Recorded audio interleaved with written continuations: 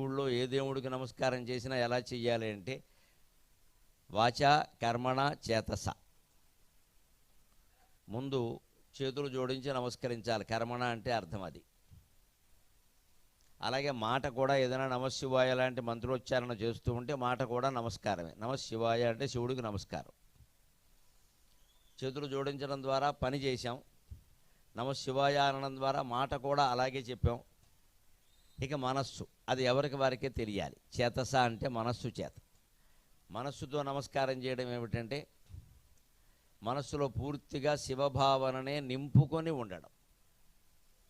ఆ ఒక్కటి లేకపోతే మిగిలినవి దండగా. నువ్వు చేతులు జోడించినా ఉపయోగం లేదు, నమశివాయ అని 1 కోటి సార్లు అన్నా ప్రయోజనం లేదు. మనస్సు పెట్టి అనగలిగితే ఒకసారి చాలు. అలాగని మానేయమని కాదు, ప్రతిసారి మనస్సు పెట్టి అనాలి.